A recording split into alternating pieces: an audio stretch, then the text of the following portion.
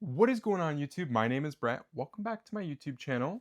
Today we are going to be doing some customization combinations with the Lego Dungeons and Dragons CMF minifigure series. In front of me I have 8 of the 12 figures. Unfortunately, I am still missing 4 for the complete set. So today we're only going to be using what you see in front of me, these 8 figures.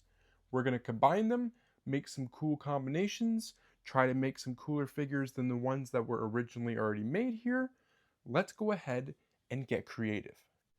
For my first combination, I went with Tasha the Witch Queen and Aarakocra the Ranger.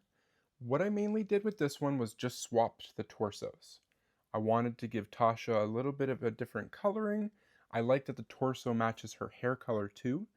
And then as well with the Ranger, I just wanted to see what a little bit of black, maybe clashing with his white colors would look like, and it looks okay. I really love Tasha though. She's the main reason why I did this swap. Although now realizing her waistband has one belt and then she's got another kind of like belt on top. So we'll just call the top belt her decorational belt. Doesn't really need to be there. Look at that dagger in the back and a nice pouch. Yeah, super, super cool fig. Okay, let's move on to our second combinations. My second combination, I went with Gith the Warlock and Tyfling the Sorcerer. My first initial thoughts is I wanted to create a assassin looking warlock character, and I absolutely love how the purple turned out. The double daggers. This hairpiece is also a really, really cool hairpiece. And yeah, I was super, super happy with how this figure turned out.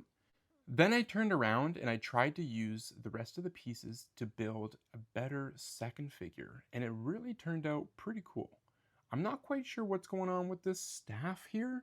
We got a dragon top. I'm not sure if the dragon's like a weapon piece or what, but it's got the eyeball on the bottom.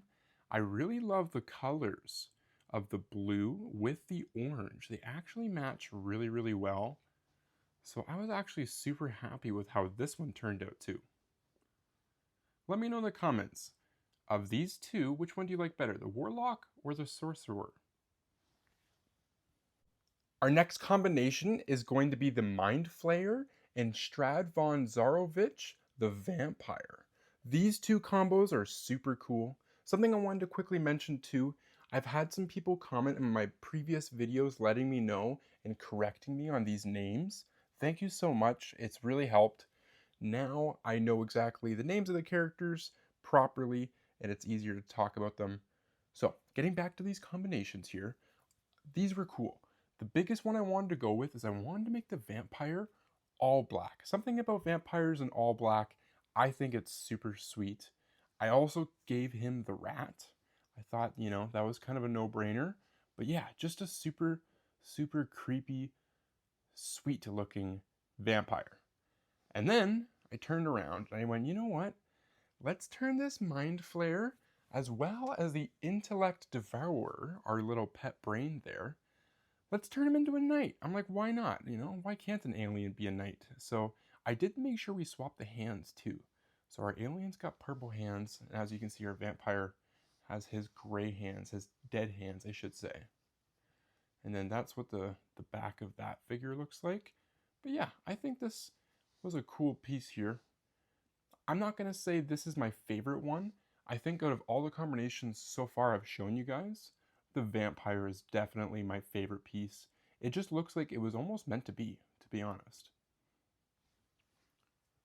The final combination I decided to go with today was Strad von Zarovich the vampire again with Sazaz Tam.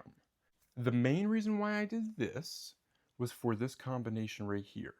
I really wanted to use this bottom dress piece with this red torso. I just thought it went very well together, as well as the cape blends in nicely. He's got his sword, which is super, super cool. And yeah, I mean, how often are you going to see a guy in a dress or a gown sworded up?